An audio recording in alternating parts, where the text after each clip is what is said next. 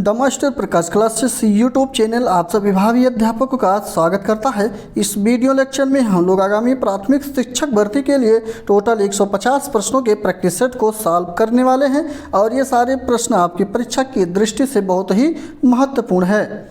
और practice set शुरू करने से पहले आप लोग के लिए सूचना ये है कि सुबह 10 बजे आप लोग हमारे साथ 10 बजे जो हमारे साथ आप लोग प्रैक्टिस सेट कर रहे हैं 150 प्रश्नों का, ये तो ठीक है कर ही रहे हैं। साथ साथ 11:30 पर आप लोग को गणित का प्रैक्टिस सेट मिल रहा होगा, वो भी आप लोग जाकर वहाँ पर गणित सॉल्व करते रहिए। और उसी के बाद शाम को आपका क्लास जो मिल रहा है प्रैक्टिस सेट सुपर टेट का इंडिविजुअल, वो 7 बजे शाम को हिंदी का प्रैक्टिस सेट मिल रहा है। और शाम को 1 घंटे बाद 7 बजे के बाद 8 बजे आपको संस्कृत का भी प्रैक्टिस सेट अवेलेबल करवाया जा रहा है। तो आप लोग समय से उपस्थित होकर प्रैक्टिस सेट सॉल्व करते रहिए। चलिए हम लोग अब अपने प्रैक्टिस सेट को देखते हैं, जिसमें पहला और दूसरा प्रश्न सॉल्व करने के लिए आपको ये गद्यांश ध्यानपूर्वक पढ़ना होगा। और पढ़ने के बाद जो है आप लोग इसके आंसर को भी कमेंट बॉक्स में बताना है।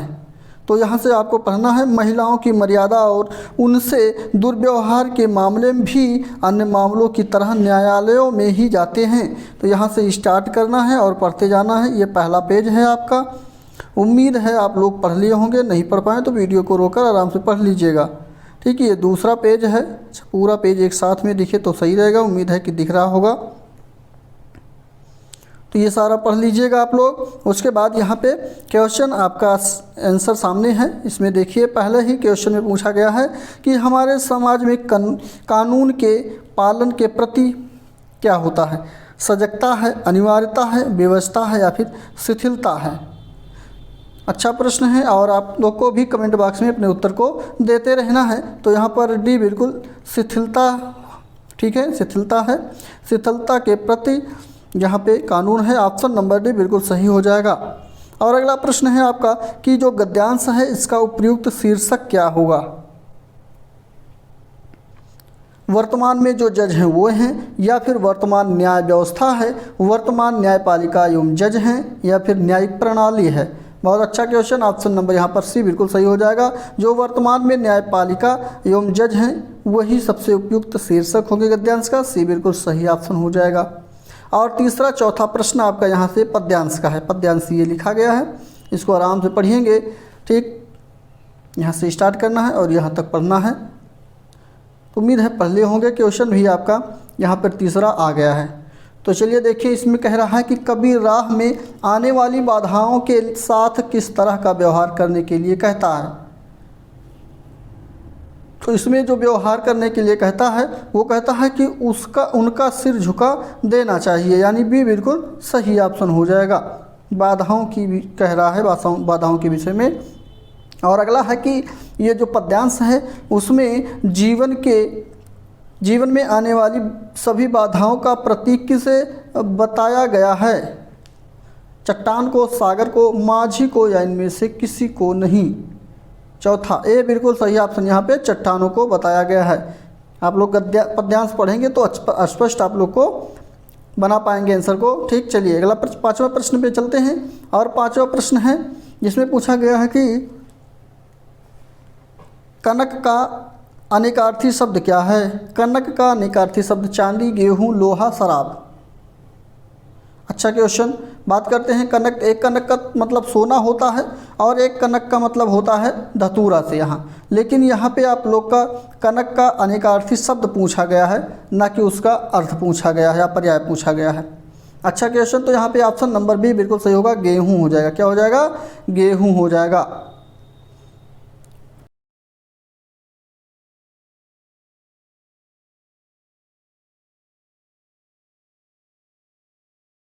सोना, धतूरा, गेहूं ये सब क्या हैं? कनक के अनेकार्थी शब्द होते हैं। ठीक, ये ध्यान रखिएगा। आप लोग अब तक केवल कनक और सोना और धतूरा ही जानते थे, बट गेहूं भी होता है, इसलिए भी बिल्कुल सही ऑप्शन होगा। और अगला प्रश्न आपका, तरु किसका पर्यायवाची होता है? ये तरु शब्द जो है ये किसका पर्यायवाची है? तो ये पर्यायवाची है वृक्ष का, पादप का, पेड़ का, दुम का। तो यहाँ पे मिल क्या रहा है? वृक्ष। ऑप्शन नंबर यहाँ पर बी बिल्कुल सही ऑप्शन हो जाएगा। अगला प्रश्न है देशज शब्द कौन सा है? देशज शब्द कौन सा है?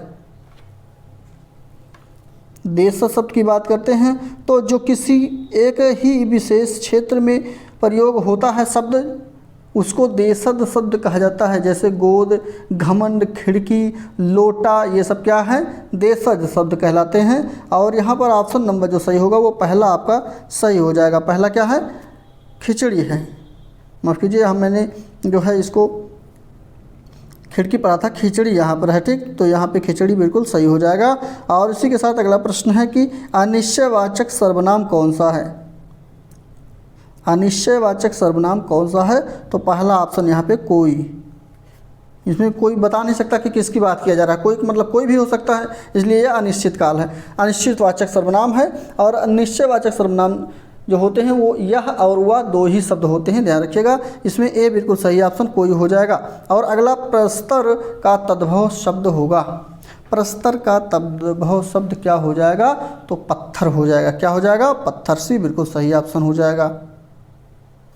अगला प्रश्न है कि यह वस्तु उस भिखारी को दे दो।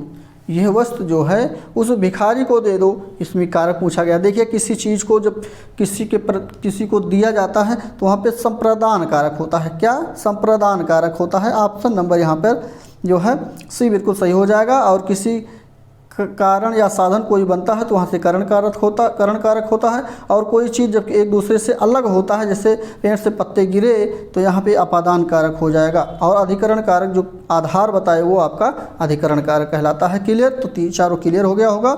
इसका सी बिल्कुल सही ऑप्शन। और इसी के साथ अगला, दुख संतृप्त में कौन सा समास है? दुख संतृप्त में समास बताना है। ऑप्शन बी बिल्कुल सही हो जाएगा। तत्पुरुष समास, ऑप्शन बी बिल्कुल सही ऑप्शन। और इसी के साथ अगला प्रश्न जो है यहाँ पे, विपद जाल क्या है? विपद जाल का संधि विच्छेद बताइए। 12वीं का ऑप्शन नंबर ए बिल्कुल सही। विपद प्लस जाल हो जाएगा। ए बिल्कुल सही ऑप्शन होगा। इसी के साथ अगला प्रश्न है, जिसके बिना कार्य न चल सके, वाक्यांश के लिए उसको एक शब्द में क्या कहते हैं? परिहार्य, आवश्यक, अनिवार्य, अपरिहार्य। तो यहाँ पे उसको अपरिहार्य कहते हैं। क्या कहते हैं? अपरिहार्य कहते हैं। ऑप्शन नंबर यहाँ पे डी बिल्कुल सही हो जाएगा। देखिए, यहाँ पे जिसके बिना कार्य ना चल सके वो बात किया गया है, लेकिन जो अनिवार्य होता है, मतलब जो उसको करना ही अनिवार्य है, मतलब जो कार्य करना ही जरूरी होता है, उसको अनिवार्य कहा जाता है। ठीक, ध्यान रखिएगा। आप लोग इसमें शायद अनिवार्य सोच रहे थे, लेकिन डी बिल्कुल अपरिहार्य बिल्कुल हो जाएगा सही ऑप्शन। और अगला प्रश्न है आपके स्क्रीन पर, मैं कहता हूँ कि तुम भोपाल जाओ। रचना के आधार पर प्रस्तुत वाक्य का भेद बताना है। 14 नंबर का ऑप्शन नंबर कौन सा सही होगा? तो यहाँ पर सी बिल्कुल सही ऑप्शन हो जाएगा। ये मिश्र वाक्य, मैं कहता हूँ कि, देखिए यहाँ से एक अलग, मैं कहता हूँ, फिर की से जुड़ गया ये, तो यहाँ पे तुम भोपाल जाओ, तो ये मिश्र वाक्य का उदाहरण होगा। ऑप्शन नंबर यहाँ पे सी बिल्कुल सही ऑप्शन। और इसी के बाद अगला प्रश्न है, तलवार की धार पर चलना, इसमें मुहावरे का सही अर्थ बताइए। बहुत अच्छा क्वेश्चन। ऑप्शन, कठिन कार्य को करना। तलवार की धार पे चलने का मतलब कठिन कार्य को करना। ऑप्शन नंबर ए बिल्कुल सही ऑप्शन। और इसी के साथ अगला, धैर्य भाववाचक संज्ञा का निर्माण किस विशेषण से हुआ है? धीरज से, धीरता से, धीर से, या धैर्य की बात किया गया है, तो यहाँ पे भाववाचक संज्ञा का निर्माण जो हुआ है वो आपका किससे हुआ है? तो ये धीर से हुआ, धीर से धैर्य हो गया है। ऑप्शन सी बिल्कुल सही हो जाएगा। और एक बात, आप लोग जो भी दिक्कत, परेशानी, कोई भी क्वेश्चन हो सकता है गलती से गलत बता दिया जाए, तो उसको आप लोग कमेंट बॉक्स में बिल्कुल आप लोग अपना सुझाव देते रहेंगे। और हमारा वीडियो कैसा लग रहा है ये भी ज़रूर, अगर वीडियो अच्छा लग रहा हो तो लाइक बिल्कुल करना बिल्कुल मत भूलिएगा। और आप शेयर भी करते रहिए, जिससे आप लोग भी अपने मित्रों के साथ वीडियो को देख सकें। तो चलिए, एक सूचना है आप लोग के। सूचना यह है कि प्रत्येक विषय के, इसमें जो आपका जितना भी सब्जेक्ट आता है उसके प्रत्येक विषय को, इम्पॉर्टेंट जो भी विषय हैं उसके PDF को तैयार करवाया जा रहा है। और इन सभी प्रश्नों के PDF को अगर पढ़ लेते हैं आप लोग, तो सिलेक्शन से आपको परीक्षा में कोई रोक नहीं सकता है।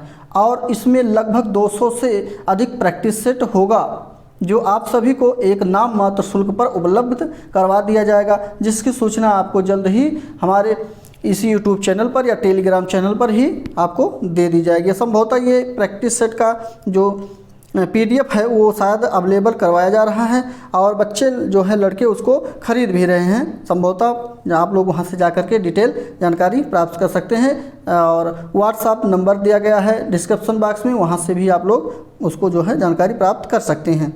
तो ये सूचना थी। तो आप लोग ऐसे ही हमारे साथ बने रहिए, जो भी हमारे साथ लगातार बनकर हमारे साथ प्रैक्टिस सेट को देख रहे हैं, जैसे नितिका, परितोष, उमेश, विवन, ओम प्रकाश, अंकित श्रीवास्तव, नंदनी, ये सभी आप लोगों का बहुत बहुत स्वागत है।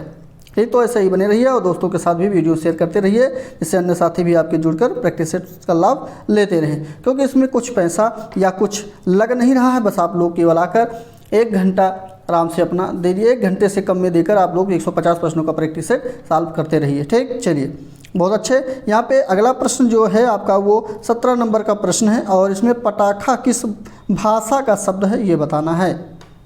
अच्छा प्रश्न है। ऑप्शन नंबर यहाँ पर भी बिल्कुल सही ऑप्शन हो जाएगा।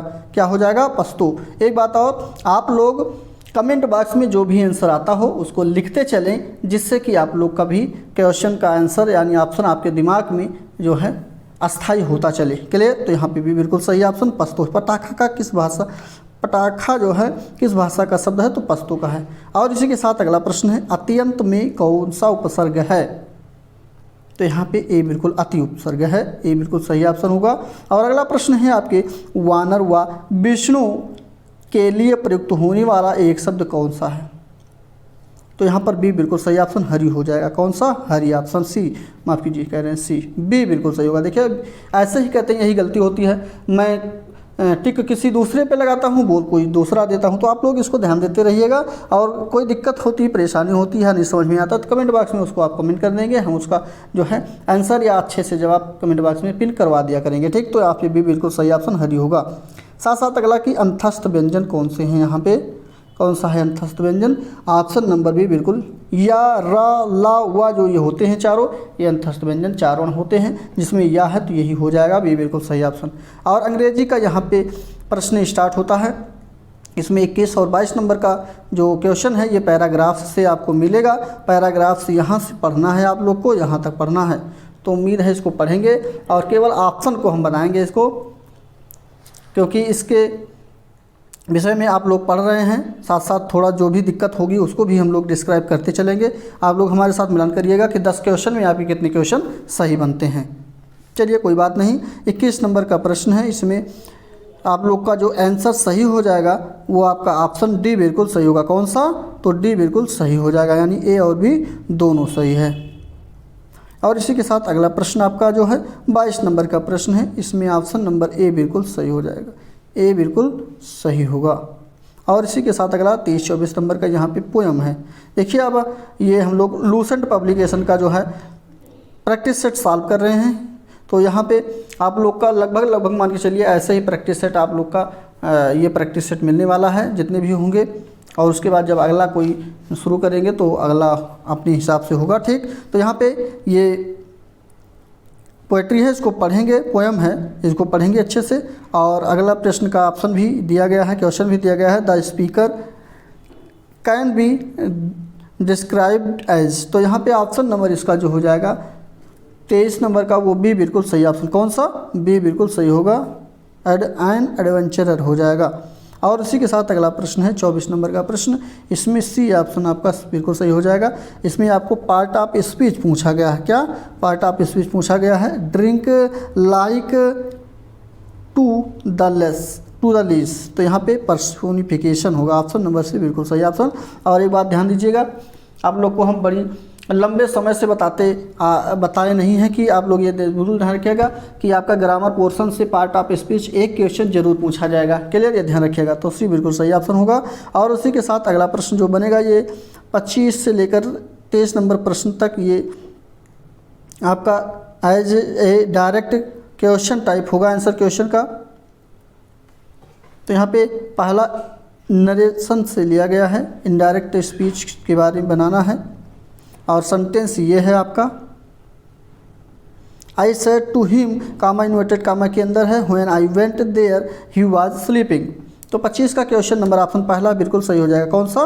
पहला ही आपका सही होगा। साथ साथ अगला 26 नंबर का प्रश्न है, यहाँ पे फिल इन द ब्लैंक करना है, यानी खाली स्थानों को भरना है आपको। सी बिल्कुल सही ऑप्शन। यहाँ पे पहले वाले में भी दा ही भरा जाएगा और दूसरे वाले में भाई दा ही फिल किया जाएगा। और इसी के साथ अगला 27 नंबर का क्वेश्चन ऑप्शन नंबर बी बिल्कुल सही हो जाएगा। यहाँ पे विद भरा जाएगा, यहाँ पे क्या भरा जाएगा? विद भर दिया जाएगा। साथ साथ नेक्स्ट 24 नंबर का, यहाँ पे अपोजिट शब्द कौन सा है इसका? इस शब्द का अपोजिट शब्द, तो 28 का ऑप्शन नंबर यहाँ पे डी बिल्कुल सही हो जाएगा, ऑप्टिमिस्ट हो जाएगा। और इसी के साथ 29 नंबर की बात करें तो 29 नंबर में भी बिल्कुल सही ऑप्शन होगा। और नेक्स्ट पे 30 क्वेश्चन नंबर 30 पे जब आते हैं तो इसका ऑप्शन नंबर जो सही होगा वो सी बिल्कुल सही हो जाएगा। समथिंग दैट केसेस ए केवरल, ऑप्शन नंबर सी बिल्कुल सही ऑप्शन।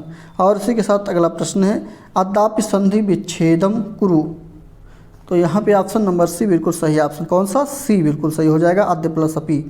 और इसी के पास अगला प्रश्न 32 नंबर की बात करें तो यहाँ पर भी सी बिल्कुल सही ऑप्शन आपका होगा, नीलानी कमलानी। और इसी के साथ नेक्स्ट प्रश्न है आपका 34 नंबर का, यहाँ पे अनियर जो है ये प्रत्यय किस में बनेगा? तो यहाँ पे ऑप्शन नंबर पहला पालनिया में ही अनियर प्रत्यय होगा, ऑप्शन नंबर यहाँ पे, अच्छा यहाँ पे गुरुणाम आज्ञापाल अनियर, यहाँ पे ऑप्शन पहला इसका सही होगा, जो भी है ठीक, शुद्ध करना है इसको। और इसी के साथ अगला प्रश्न आपका वने पशवाह, उसके बाद स्पेस है ब्रह्मंती, तो यहाँ पर डी बिल्कुल सही ऑप्शन क्या होगा? डी बिल्कुल सही हो जाएगा। और 35 नंबर की बात करें तो पहला ऑप्शन बिल्कुल सही ऑप्शन भवती हो जाएगा। और नेक्स्ट 35 के बाद 36 की बात करते हैं तो ए बिल्कुल सही ऑप्शन होगा, गच्छता। सी ए बिल्कुल सही होने के बाद 37 नंबर पे जब चलेंगे तो 37 नंबर का ऑप्शन नंबर सी बिल्कुल सही हो जाएगा, महा प्लस ऋषि। यहाँ महर्ष का जो संधि विच्छेद होगा वो महा प्लस ऋषि हो जाएगा। और ये आपका जो है स्वर संधि का उदाहरण है और इसी के दीर्घ स्वर संधि का है, ऑप्शन नंबर सी बिल्कुल सही। अगला प्रश्न 38-29 नंबर का प्रश्न, यहाँ पे अपठित गद्यांश है। इस गद्यांश को, संस्कृत के गद्यांश को पढ़ेंगे अच्छे से। और यहाँ देखिए नीचे आपका क्वेश्चन भी दिख रहा है। 38 नंबर का प्रश्न है, ऑप्शन नंबर यहाँ पे पहला ही आपका सही हो जाएगा, कर्मालय इति कस्य अपरम नाम अस्ति, जगता हो जाएगा, क्या? जगता। उसके बाद फिर 39 नंबर की बात करें तो ऑप्शन बी इसका योगा बिल्कुल सही होगा। उसके बाद 40 नंबर की बात करते हैं, यहाँ पे ये सेंटेंस जो लिखा गया है, देखिए यहाँ पे ये यहाँ से यहाँ तक ये अपठित गद्यांश है, इसको पढ़ेंगे तो उसी के हिसाब से इस ऑप्शन को बताना है। तो यहाँ पे पहला ही आपका सही हो जाएगा, मुंड है। और अगला प्रश्न ये आपका जो स्टार्ट हुआ 41 नंबर से, ये विज्ञान का पोर्शन यहाँ से होता है। 41 से 50 तक विज्ञान के प्रश्नों को हम लोग कवर करेंगे और थोड़ा डिटेल के साथ इसको जानेंगे। तो चलिए देखते हैं। 41 नंबर का प्रश्न में पूछा गया है कि सिल्वर आयोडाइड, और ये सिल्वर आयोडाइड का ये फार्मूला है AgCl, जिसको कहते हैं कि क्रिया प्लस अमोनिया, यानी इसके साथ अमोनिया की क्रिया कराने से मतलब जब दोनों क्रिया होती है तो गैस से टकराने पर कौन सा संकर लवण प्राप्त होता है? क्वेश्चन अच्छा है। तो यहाँ पे डाईएमीन सिल्वर मिलता है, क्या? डाईएमीन सिल्वर। और यहाँ पे ऑप्शन जो सही होगा वो सी बिल्कुल सही हो जाएगा, ये डाईएमीन सिल्वर का उदाहरण है, ऑप्शन नंबर सी बिल्कुल सही ऑप्शन होगा। और इसी के साथ अगला प्रश्न है आपका 42 नंबर का प्रश्न, देखिए यहाँ पे धातु ऑक्साइड के कार्बन के साथ उच्च ताप पर अपचयन करने की विधि को क्या कहा जाता है? तो उसको प्रगलन कहा जाता है, क्या? प्रगलन, ऑप्शन नंबर ए बिल्कुल सही होगा। नेक्स्ट, फफोलेदार तांबे में कापर की प्रतिशत मात्रा कितनी होती है? तो इसमें पहला बिल्कुल सही, कापर की मात्रा 98 और यस सल्फर और निकिल और जिंक आर्गन, ये मतलब वो सिल्वर का क्या होता है? आर्गन नहीं है, सिल्वर का Ag जो होता है वो इसका 2% टोटल मिला के होता है। ठीक, ध्यान रखिएगा, पहला बिल्कुल सही ऑप्शन होगा। और इसी के साथ अगला प्रश्न आपका, ओजोन अपक्षय क्या होता है?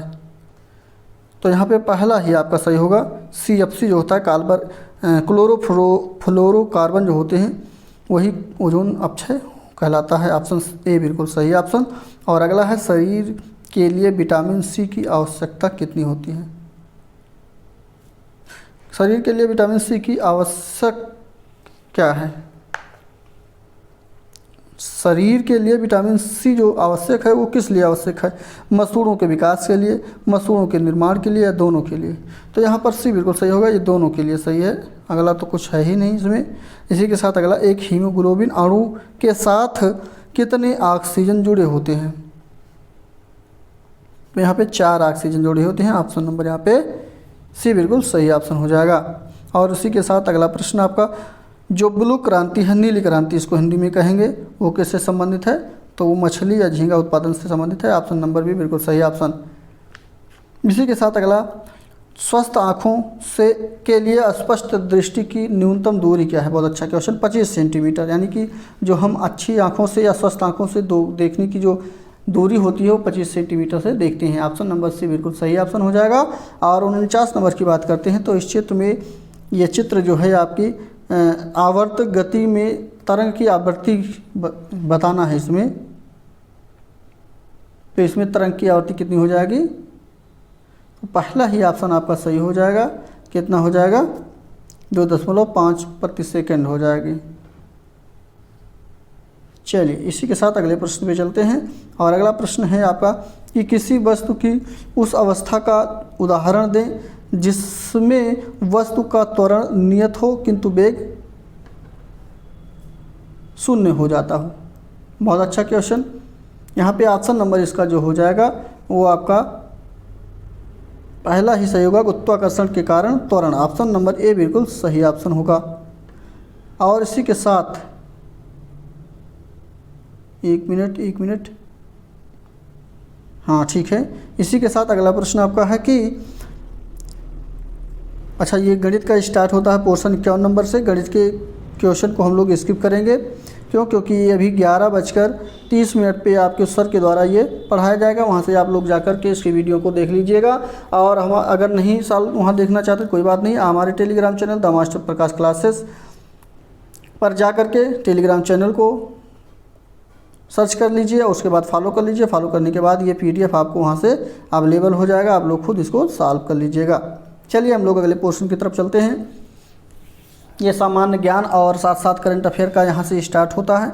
इसमें हम लोग ब्रिटेन में क्वेश्चन है आपका कि ब्रिटेन में ग्रीनविच से गुजरने वाली देशांतर रेखा को क्या कहते हैं? बहुत अच्छा। 0 अंश देशांतर, 180 देशांतर, 0 अंश अक्षांश या फिर 180 अक्षांश कहते हैं। चलिए बताइए फटाफट आंसर कौन सा होगा। बहुत अच्छा क्वेश्चन। तो यहाँ पे 0 डिग्री देशांतर उसको कहते हैं। क्या? 0 डिग्री देशांतर। ऑप्शन नंबर ए बिल्कुल सही ऑप्शन। और इसी के साथ अगला प्रश्न आपका है कि भारत का पश्चिमी तटीय प्रदेश जिसे 4 भागों में बांटा गया है, इसका विस्तार कहाँ से कहाँ तक है? तो डी बिल्कुल सही ऑप्शन। यहाँ पे सूरत से कन्याकुमारी तक ये है। ऑप्शन नंबर यहाँ पे डी बिल्कुल सही ऑप्शन, जिसको 4 भागों में बांट दिया गया है। कितनी भागों में? 4 भागों में बांटा गया है। और बात करते हैं इसकी टोटल लंबाई की, तो 1600 किलोमीटर इसकी टोटल लंबाई है जो सूरत से कन्याकुमारी तक है। क्लियर? चलिए बहुत अच्छा। इसी के साथ अगला प्रश्न आपका बनेगा, 1857 ईस्वी की क्रांति को एक राष्ट्रीय विद्रोह की संज्ञा किसने दी है? क्वेश्चन अच्छा है। ऑप्शन नंबर सी बिल्कुल सही हो जाएगा। यहाँ पे बेंजामिन डिजरेली के द्वारा ये दिया गया है। सी बिल्कुल सही ऑप्शन होगा। और इसी के साथ अगला प्रश्न है, थियोसोफिकल सोसाइटी की स्थापना किसने की थी? तो ये स्थापना जो की गई है वो स्टील अलकाट और ब्लेवस्की के द्वारा किया गया है। यानी बी और सी दोनों सही हो जाएंगे। डी बिल्कुल सही ऑप्शन होगा इसका। ठीक, तो यहाँ पे 2 तो सही होगा नहीं, 2 ऑप्शन, इसलिए डी, ए, बी और सी दोनों सही होगा। और इसी के साथ अगला प्रश्न है आपके स्क्रीन पर। इसमें कहा गया है कि भारतीय संविधान में वर्णित नीति निर्देशक तत्वों को किस देश के संविधान से लिया गया। बहुत अच्छा क्वेश्चन। चलिए, नीति निर्देशक के सिद्धांत को जो लिया गया है वो किस संविधान से लिया गया है। ये आयरलैंड से लिया गया है। ऑप्शन नंबर यहाँ पे डी बिल्कुल सही ऑप्शन हो जाएगा। और इसी के साथ अगला प्रश्न है कि प्रत्येक आम चुनाव के बाद लोकसभा के प्रथम सत्र एवं प्रत्येक वर्ष के प्रथम सत्र को कौन संबोधित करता है। इसका ऑप्शन नंबर जो सही हो, पहला बिल्कुल सही, राष्ट्रपति ऐसा करता है। तो यहाँ पे 1 मिनट, ए बिल्कुल सही ऑप्शन। क्लियर। चलिए, इसी के साथ अगले प्रश्न की तरफ बढ़ेंगे। और अगला प्रश्न है कि भारत में डीजल इंजन आधुनिकीकरण कारखाना कब और कहां पर स्थापित किया गया। डीजल इंजन आधुनिकीकरण की बात किया गया है, तो इसका ऑप्शन नंबर भी बिल्कुल सही होगा। 1983 में पटियाला में इसको खोला गया। ठीक, इसको स्थापना की गई, भी बिल्कुल सही ऑप्शन।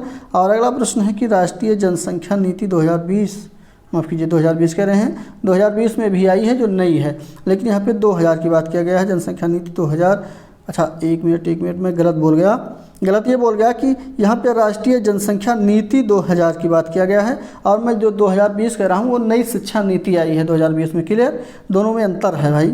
तो यहाँ पे प्रमुख लक्ष्य क्या है इसका, ये बताना है। तो इसका प्रमुख लक्ष्य ये है कि ये 2045 तक जनसंख्या स्थिरता का लक्ष्य प्राप्त करना है। इसका लक्ष्य यही है। ऑप्शन नंबर डी बिल्कुल सही ऑप्शन होगा। और इसी के साथ अगला प्रश्न आपका कि सम्मान पर्व का संबंध भारत के किस राज्य से है। सम्मान पर्व की बात किया गया, बहुत अच्छे। यहाँ पे ऑप्शन बी बिल्कुल उत्तराखंड के राज्य से ये संबंधित है। और नेक्स्ट प्रश्न आपका, गैंडा परियोजना की शुरुआत कब और कहाँ हुई थी। चलिए देखते हैं, ऑप्शन नंबर सी बिल्कुल, इसका ऑप्शन देखने पे सी 1987 में असम में हो गया, जहाँ पे एक सींग वाले गेंडे के लिए काजीरंगा नेशनल पार्क भी स्थित है। तो यहाँ पे ऑप्शन नंबर सी बिल्कुल सही ऑप्शन। और आपका सब जो राष्ट्रीय उद्यान है वो देहिंग पटकई आपका सबसे नवीनतम राष्ट्रीय उद्यान असम में ही है, ध्यान रखिएगा ये भी साथ साथ। ऑप्शन नंबर सी बिल्कुल सही। अगला प्रश्न है, शिक्षण की डाल्टन विधि किस मनोवैज्ञानिक ने प्रस्तुत की है। क्वेश्चन अच्छा है। ऑप्शन नंबर ए बिल्कुल सही ऑप्शन। यहाँ पे शिक्षण की डाल्टन विधि की बात करें तो हेलन पार्कर के द्वारा इस मनोवैज्ञानिक विधि को प्रस्तुत किया गया, ए बिल्कुल सही ऑप्शन होगा। साथ साथ अगला है कि कोहलर ने अपने अंतर्दृष्टि के सिद्धांत का प्रयोग किस जानवर पर किया। तो यह चिंपैंजी पर किया, ऑप्शन नंबर सी बिल्कुल सही ऑप्शन। अगला प्रश्न है, लेनिन के सिद्धांत में क्या सम्मिलित है। 83, ऑप्शन डी बिल्कुल सही ऑप्शन, 83 सही शक्ति है। अभिप्रेरणा जीवन विस्तार योम और तीनों है। ठीक, तो यहाँ पे डी बिल्कुल सही ऑप्शन। और आप लोग कहीं भी पढ़ रहे हैं, कहीं भी तैयारी कर रहे हैं, उससे हमें कोई मतलब नहीं है। आप लोग हमारे साथ जुड़कर केवल प्रैक्टिस सेट करते रहिए। आप लोग तैयारी करके आइए, देखिए अपने आप को आंकिए कि आपके कितने प्रश्न 150 में सही बन रहे हैं। इससे ऐसा क्या होता है कि आप लोग का आंकड़ा लग जाता है कि अभी मेरे इतने प्रश्न बन रहे हैं और इतने हमको लाना है। एक लक्ष्य होता है ना कि इतना लाना ज़रूरी है, जिससे हमारा जो है सिलेक्शन बिल्कुल ना रुके। इसलिए हम लोग प्रैक्टिस सेट करवा रहे हैं। आप लोग बिल्कुल आगे प्रैक्टिस करिए, पढ़िए, कहीं भी कोई दिक्कत नहीं है। तो यहाँ पे प्रैक्टिस सेट करते रहिए। तो इसका मनोवैज्ञानिक अध्यापकों की तैयारी का आधारशिला है, यह किसका कथन है, ये बताना है। तो ये स्किनर का कथन है, सी बिल्कुल सही। समावेशी शिक्षा का लक्ष्य क्या है। समावेशी शिक्षा का लक्ष्य क्या है, 85, ऑप्शन नंबर यहाँ पे ए बिल्कुल सही ऑप्शन। सार्थक शिक्षा अनुकूलन वातावरण में उपलब्ध कराना, ए बिल्कुल सही हो जाएगा। साथ साथ अगला है, बेसिक शिक्षा योजना की विचारधारा किसने प्रस्तुत की। यहाँ पे महात्मा गांधी के द्वारा दिया गया है, डी बिल्कुल सही ऑप्शन। अगला प्रश्न है, यशपाल समिति का गठन क्यों किया गया। यहाँ पे ये किया गया कि छात्रों के जो भार को कम करने एवं अधिगम की भावना का अधिगम के गुणवत्ता में सुधार हेतु सुझाव के लिए इसका गठन किया गया। इस समिति का ऑप्शन नंबर ए बिल्कुल सही हो जाएगा। और इसी के साथ अगला, रचनात्मक मूल्यांकन किस रूप में सहायक होता है। रचनात्मक मूल्यांकन की बात किया गया है, सी बिल्कुल सही ऑप्शन होगा, क्योंकि यह शिक्षक द्वारा मूल्यांकन के साथ साथ स्व मूल्यांकन एवं स्वपठनीय मूल्यांकन की भूमिका को भी स्पष्ट करता है, सी बिल्कुल सही ऑप्शन होगा। अगला प्रश्न है पठन एवं लेखन के संदर्भ में कौन सा विकल्प सही है। बहुत अच्छा क्वेश्चन। 89 का है सी बिल्कुल सही ऑप्शन होगा। इसमें अक्षर विन्यास का शुद्धता पूर्वक उच्चारण आसान हो जाता है। बिल्कुल सही, सी बिल्कुल हो जाएगा सही। अगला है कि सीखने के नियम का प्रतिपादन किसने किया था। जो सीखने का नियम है उसके प्रतिपादन कौन है, तो एबिंगहास हैं। ऑप्शन नंबर बी बिल्कुल सही ऑप्शन हो जाएगा। अगला प्रश्न पीएफ का प्रयोग किसके द्वारा मापने में किया जाता है। बुद्धि के, व्यक्तित्व के, शाब्दिक के या फिर अशाब्दिक परीक्षण के। तो यहाँ पे इसका जो प्रयोग किया जाता है पहला बिल्कुल व्यक्तित्व के लिए किया जाता है पीएफ का प्रयोग। ऑप्शन ए बिल्कुल सही हो जाएगा। साथ साथ नेक्स्ट प्रश्न है कि वैज्ञानिक भिन्नता के प्रमुख क्षेत्र कौन से हैं। तो यहाँ पे वैज्ञानिक क्षेत्र जो हैं वो सी, ए और बी दोनों, चाहे वो मानसिक विकास हो या संवेगिक विकास। ऑप्शन नंबर सी बिल्कुल सही होगा। अगला प्रश्न है बच्चों में परिपक्वता किस अवस्था में आती है।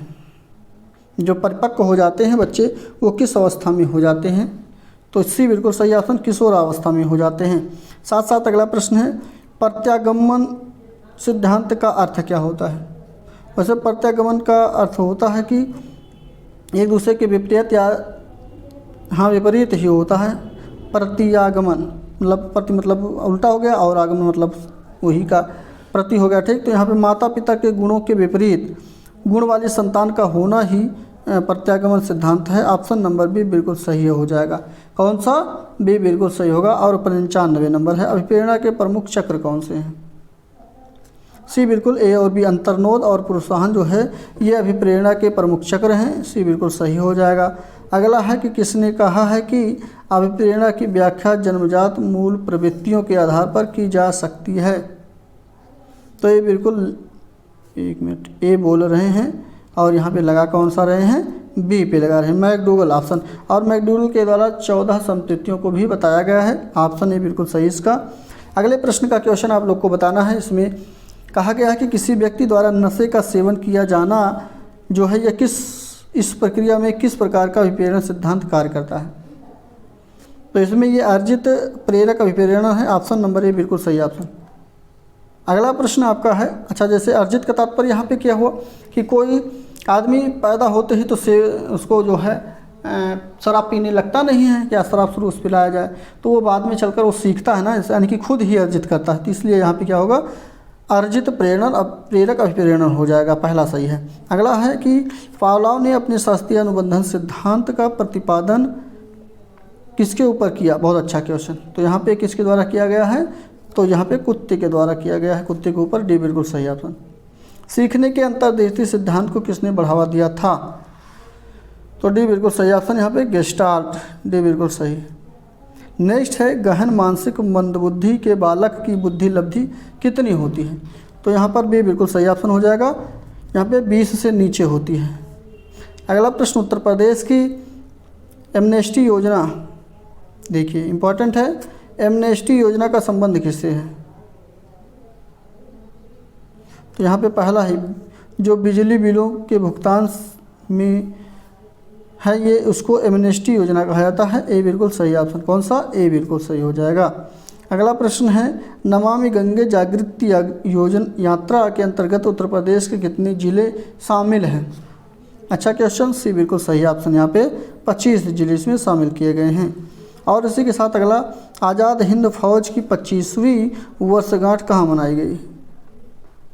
यहाँ पे पहला लाल किले पे मनाई गई है। ऑप्शन नंबर ए बिल्कुल सही ऑप्शन। और ये पहली बार मनाई भी गई, ठीक, ध्यान रखिएगा। अगला प्रश्न है 105वीं भारतीय विज्ञान कांग्रेस का आयोजन कहाँ किया गया, तो इसमें भी ए ही सही होगा। मणिपुर विश्वविद्यालय इम्फाल में किया गया। ऑप्शन नंबर ए बिल्कुल सही हो जाएगा। साथ साथ अगला है तपेदिक टीबी जिसको कहा गया को विश्व स्वास्थ्य संगठन के अनुसार कब खत्म करने का लक्ष्य निर्धारित किया गया है, तो इसका समापन 2030 में हो जाएगा। सी बिल्कुल सही ऑप्शन होगा। अगला प्रश्न, पंचायती राज को लागू हुए कितने वर्ष हुए हैं,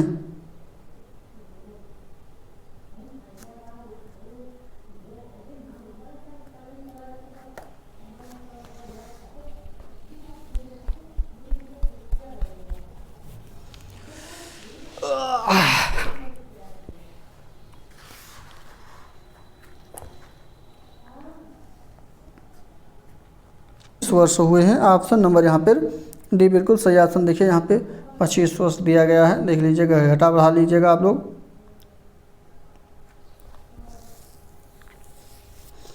और इसी के साथ अगला प्रश्न है, मैन बुकर पुरस्कार 2018 किसे दिया गया? तो ए बिल्कुल सही ऑप्शन। एक मिनट, ये शायद अच्छा 2018 में पूछा गया, 2018 का ये है मैन बुकर पुरस्कार जो दिया गया है, ये 2018 में जो दिया गया एना वर्स्ट को दिया गया था। किसको? एना वर्स्ट को। ऑप्शन नंबर यहाँ पे पहला ही सही था। 2021 की बात करें तो 2021 में जिनको दिया गया है उनका नाम है डेविड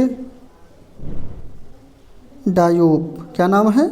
डेविड डायोब इनका नाम है। 2021 में इनको इंटरनेशनल बुकर पुरस्कार दिया गया है, ठीक, 2021 का। तो ये करंट का है, ये 2018 में दिया गया है, ये इसका लेकिन सही हो जाएगा, दोनों याद रखिएगा। और इसी के साथ अगला प्रश्न जो आपका है, इसमें कलादान परियोजना का संबंध किससे है? चलिए देखिए, बताइए कलादान परियोजना जो है इसका संबंध किससे है? तो इसका संबंध म्यांमार का जो सितवे बंदरगाह है, सितवे बंदरगाह है वहाँ पे म्यांमार में, उसी से कलादान का संबंध है। और ये भारत म्यांमार सीमा से जाना है, मतलब भारत और जो म्यांमार की सीमा है, रेखा है, इसको जोड़ा जाना है, ठीक है। इस परियोजना में कोलकाता से हल्दिया बंदरगाह म्यांमार पे सितवे बंदरगाह तक समुद्री रास्ता बनाने जाने का व्यवस्था की गई है। तो यहाँ पे ऑप्शन नंबर जो सही हो जाएगा इसका बी ऑप्शन बिल्कुल सही हो जाएगा, जो कि म्यांमार का सितवे बंदरगाह है कलादान परियोजना। और इसी के साथ अगला प्रश्न है, 2018 का नोबेल पुरस्कार किस क्षेत्र में नहीं दिया गया है? अच्छा, यहाँ पे किस क्षेत्र में नहीं दिया गया है? ये पुराना ही है लेकिन कोई बात नहीं। यहाँ पे ऑप्शन नंबर सी बिल्कुल साहित्य के क्षेत्र में नहीं दिया गया था। अगला प्रश्न है आपका कि 53वां ज्ञानपीठ पुरस्कार किसे दिया गया है? बहुत अच्छा, यहाँ पे 53वां ज्ञानपीठ पुरस्कार जो दिया गया है कृष्णा सोबती को दिया गया। किसे? कृष्णा सोबती को। ऑप्शन नंबर भी बिल्कुल सही ऑप्शन इसका होगा। 56वां तो ये नीलमणि फूफन को दिया गया। और 57वां बात करें 57 की तो ये दामोदर मौजी को दिया गया। क्या नाम है? दामोदर मौजी। वर्तमान में ये दामोदर मौजी को दिया गया है, ध्यान रखिएगा। लेकिन ये 53वां पूछा गया था, तो इसके आंसर जो सही होगा वो कृष्णा सोबती हो जाएगा। और इसी के साथ अगला क्वेश्चन है आपका कि the epic story the word on the streets of Calcutta नामक पुस्तक की रचना किसने की है? 111 नंबर का प्रश्न है, कमेंट बॉक्स में आप लोग को आंसर देना है। ऑप्शन नंबर सी बिल्कुल सही ऑप्शन हो जाएगा। कौन सा? सी बिल्कुल, कुशानब चौधरी। ऑप्शन सी बिल्कुल सही। और उसी के साथ अगला, चीन की राजधानी का नाम बताइए। चीन की राजधानी क्या है? तो चीन की राजधानी सभी को मालूम है कि क्या है? बीजिंग। ऑप्शन नंबर डी बिल्कुल इजी है, थोड़ा तेज़ी के साथ हम लोग करेंगे। पंचतंत्र नामक पुस्तक के लेखक विष्णु शर्मा, डी बिल्कुल सही। और अगला प्रश्न है, Lakshmibai national university of physical education कहाँ पर स्थित है? तो ये जो स्थित है वो सी बिल्कुल ग्वालियर में स्थित है। ऑप्शन नंबर यहाँ पे कौन सा सही होगा? तो सी बिल्कुल सही हो जाएगा। साथ साथ अगला है, ओलंपिक ध्वज पर अंकित 5 छल्ले जो हैं वो किसके प्रतीक होते हैं? क्वेश्चन अच्छा है। और जो 5 गोले ऐसे आप लोग को रिंग टाइप में ऐसे दिखते हैं, ठीक है, देखे होंगे आप लोग, तो ये जो है किसके प्रतीक होते हैं? तो ये जो प्रतीक हैं वो महाद्वीपों के प्रतीक है। 5 महाद्वीपों के बारे में बताते हैं, उनका कलर भी अलग अलग है, ठीक। तो यहाँ पर आपका बी बिल्कुल सही ऑप्शन हो जाएगा। नेक्स्ट प्रश्न है, 23वां शीतकालीन ओलंपिक खेल का आयोजन कहाँ किया गया? तो ये जो हुआ है वो आपका ऑप्शन नंबर सी बिल्कुल सही ऑप्शन होगा, दक्षिण कोरिया में किया गया। और उसी के साथ अगला प्रश्न है, राष्ट्रीय महिला आयोग का अध्यक्ष किसे नियुक्त किया गया है? तो यहाँ पे भी रेखा शर्मा, वर्तमान में भी रेखा शर्मा हैं और इस समय भी थी। ऑप्शन बी बिल्कुल सही ऑप्शन। और उसी के साथ अगला प्रश्न आपका, लोकसभा की पहली महिला सचिव किसे नियुक्त किया गया है? लोकसभा की पहली महिला सचिव की बात किया गया है तो स्नेहलता श्रीवास्तव, सी बिल्कुल सही ऑप्शन होगा। और इसी के साथ नेक्स्ट प्रश्न है भारत और उसके विरोधाभास जो रचना है यह किसकी रचना है? सत अमर्त्य सेन सत, डी बिल्कुल सही ऑप्शन, इनकी रचना ये है। और यही बात करें एशियाई खेलों की तो 18वें एशियाई खेल 2018 में जिसका आयोजन किया गया तो इसका आयोजन कहाँ पर किया गया? तो इंडोनेशिया में किया गया। इसकी राजधानी जकार्ता है, डी बिल्कुल सही ऑप्शन हो जाएगा। अगला प्रश्न आपका है महान जैन विद्वान हेमचंद्र किसकी सभा में जो है रहते थे? तो ये सी बिल्कुल सही ऑप्शन, जयसिंह सिद्धिराज के जो है सभा में रहते थे, सी बिल्कुल सही ऑप्शन हो जाएगा। और अगला प्रश्न है आत्मीय सभा के संस्थापक कौन थे? आत्मीय सभा जो है इसके संस्थापक की बात किया गया है तो डी बिल्कुल सही ऑप्शन, यहाँ पे राजा राम मोहन राय बिल्कुल सही ऑप्शन हो जाएगा। इसके संस्थापक यही हैं आत्मीय सभा की। अगला प्रश्न है आपका नरोरा आणविक संयंत्र कहाँ पर स्थित है? और ये नाम में एकमात्र उत्तर प्रदेश का आणविक संयंत्र भी है। और ये आपका कहाँ पर स्थित है ये बताना है। चलिए कमेंट करके बताइए आप लोग। आंसर है बुलंदशहर, आगरा, प्रतापगढ़ और कानपुर। तो ये बुलंदशहर में स्थित है, ए बिल्कुल सही ऑप्शन होगा। साथ साथ नेक्स्ट प्रश्न है सरस्वती सम्मान किस फाउंडेशन द्वारा प्राप्त किया जाता है? बहुत अच्छा, यहाँ पे ऑप्शन नंबर जो सही है वो पहला ही के बिरला के द्वारा सरस्वती सम्मान जो है ये दिया जाता है।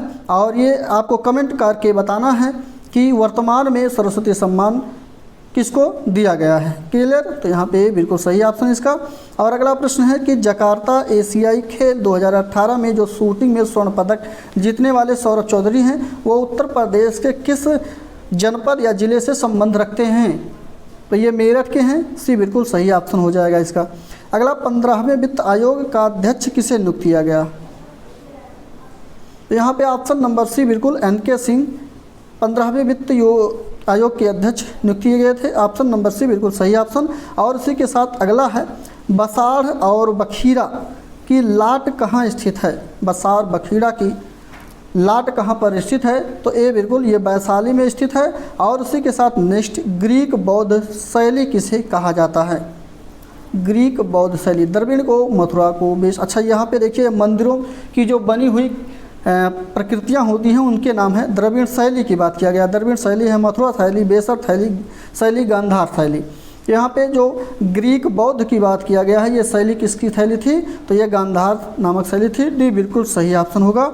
अगला प्रश्न आपका प्रारंभिक बुद्ध मूर्ति कहाँ से मिली है? तो ये पेशावर से मिली, ऑप्शन नंबर सी बिल्कुल सही ऑप्शन इसका होगा। और अगला प्रश्न है खड़ी हुई जैन मूर्तियाँ किस मुद्रा में हैं? तो ये मुद्रा है आपका पहला कायोत्सर्ग मुद्रा में, ऑप्शन नंबर ए बिल्कुल सही ऑप्शन इसका हो जाएगा। और इसी के साथ अगला प्रश्न जो है ये इसमें नीचे दिए, अच्छा यहाँ से रीजनिंग का स्टार्ट होता है, इसके ऑप्शन को केवल बताएंगे, आप लोग मिलान करते रहिएगा। इसका यानी कि 131 का ऑप्शन नंबर जो सही होगा वो सी सही हो जाएगा। इसको सॉल्व करिएगा और मिलान कर लीजिएगा हमारे आंसर के साथ। 32 की बात करें तो 32 का ऑप्शन नंबर डी बिल्कुल सही होगा। यहीं पे बात करें 33 की तो 33 का भी ऑप्शन बिल्कुल सही हो जाएगा, यानी 3 आ जाएगा इसमें। और अगला प्रश्न जो आपका ये है वेन डायग्राम से है, इसका ऑप्शन नंबर बी बिल्कुल सही ऑप्शन होगा। और नेक्स्ट जो है 35 का, इसमें ऑप्शन नंबर बी बिल्कुल सही ऑप्शन होगा। बी बिल्कुल 8:05 हो गए समय का। और इसी के साथ कंप्यूटर का प्रश्न यहाँ से स्टार्ट होता है, इसके भी प्रश्नों को हम लोग फटाफट कवर करते हैं। कंप्यूटर के माध्यम से समझा जाने वाला सूचनाओं का प्रकार क्या कहलाता है? तो ये जो कहलाता है बी बिल्कुल सही ऑप्शन डाटा कहलाता है। क्या कहलाता है? डाटा, ऑप्शन नंबर बी बिल्कुल सही हो जाएगा। साथ साथ अगला प्रश्न हाइपर टेक्स्ट की उन्नत तकनीकी क्या कहलाती है? तो इसको हाइपर मीडिया कहते हैं, ये बिल्कुल सही। टेली कॉन्फ्रेंसिंग के लिए उपयोग में आने वाली 2 उपकरण के नाम बताइए। तो यहाँ पे 2 उपकरण जो हैं ये आपका इंटरनेट एक है, एक टेलीफोन है। तो यहाँ पर ए और बी यानी सी बिल्कुल सही होगा। अगला प्रश्न है OHP का विस्तार रूप कौन सा है? तो इसका विस्तार रूप ए सही हो जाएगा, overhead projector, option number A बिल्कुल सही। अगला प्रश्न है मैकिन्टोश ऑपरेटिंग सिस्टम किस कंपनी के मोबाइल में उपयोग होता है? तो ये ऑप्शन नंबर डी इसका एप्पल मोबाइल में इसका प्रयोग होता है, इसका ऑपरेटिंग सिस्टम का, तो डी बिल्कुल सही ऑप्शन। और यहाँ पे जीवन कौशल शिक्षण के भी 10 प्रश्न हम लोग कवर करेंगे। जिसमें पूछा गया है जीवन कौशल का वह कौन सा कौशल है जो व्यक्तियों को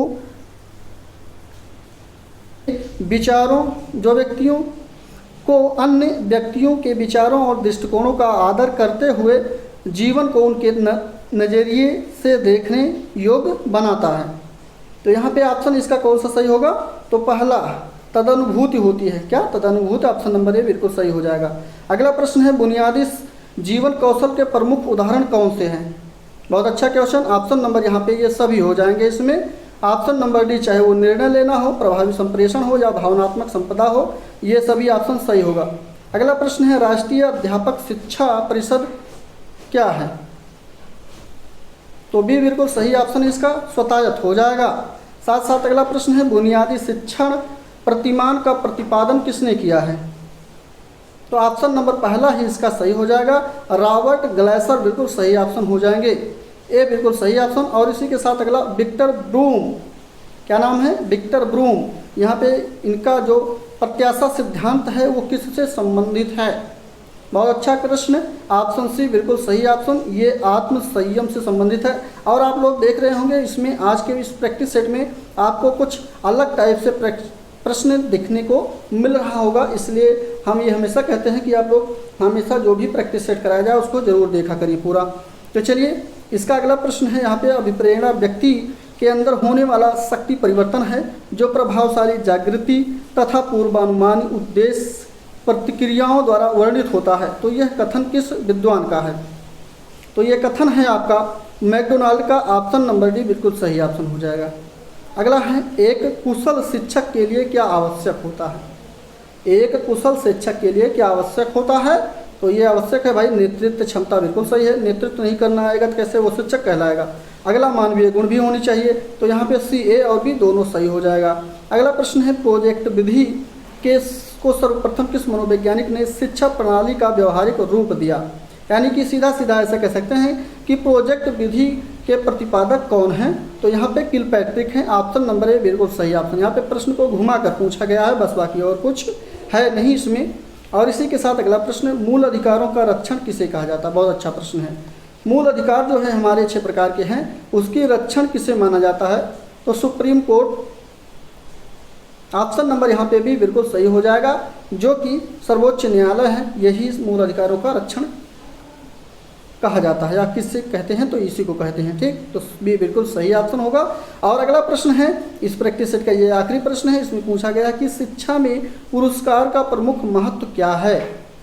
शिक्षा में पुरस्कार जो होता है वो छात्रों में प्रोत्साहन उत्पन्न करता है और छात्रों में मनोबल यानी अभिप्रेरणा को जन्म देता है। तो ऑप्शन नंबर यहाँ पे ए बिल्कुल सही हो जाएगा। और यहाँ पे हम लोग 150 प्रश्नों के प्रैक्टिस सेट को सॉल्व कर चुके हैं। आपके कितने प्रश्न सही हुए कमेंट बॉक्स में ज़रूर बताइएगा। और हमारा वीडियो कैसा लग रहा है ये भी कमेंट बॉक्स में अपनी राय जरूर बताएंगे। वीडियो को अभी तक लाइक से सब्सक्राइब नहीं किए हैं तो फटाफट कर लीजिए और ऐसे ही हमारे साथ मिलकर प्रैक्टिस सेट करते रहिए। और मिलते हैं अगले प्रैक्टिस में, तब तक के लिए बहुत बहुत धन्यवाद।